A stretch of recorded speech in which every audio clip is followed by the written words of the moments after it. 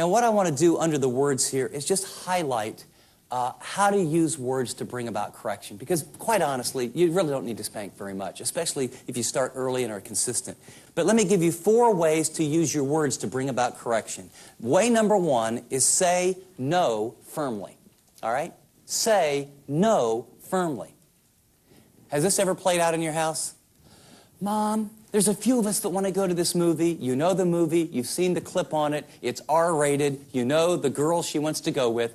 Mom, can we go to this movie? You know, I heard, you know, I know you don't say this about R movies and this and that, but I've heard it's really clean, and I think it's going to be okay, and your response is, oh, honey, you know, I don't think so. Message, there's room to wiggle here. Oh, Mom, I want to go. I gotta go. Everyone who's anybody is really going to go. And, you know, I'll shut my eyes on the parts that I think are really kind of bad. And don't you trust me? I mean, I'm 15 years old. I'm 16 years old. Don't you trust me? Come on, Mom. No, honey, I just don't think it's... And you have now drifted down a trail, and the confrontation you're going to have is bad. You know why? You didn't say no firmly. Now, you know these girls... You know that movie, and you know in your heart of hearts that's bad. And you know what? When she said, Mom, can I go? Honey, I'm sorry, absolutely not. That is not a good movie. That's not the kind of things that I want going into your mind, number 1. And number 2, we've talked about what those girls do and where they're going to end up.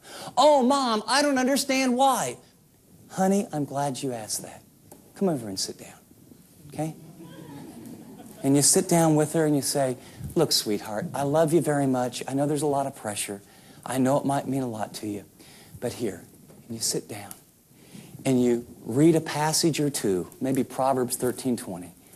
And it says that the companion of a fool will suffer harm. But blessed is he who trusts in the Lord. Is that wise men will dwell with wise men. But the companions of fools will end up in the ditch. Those are loose Ingram translations of those verses. And you say, I just love you too much, and I understand. Now, is the issue you want to go to a movie? You and I want to go to one? You know, if you're not sure, can I go? If it's a PG something, and maybe this, maybe that, the responsible kids, you're not really sure, try this one.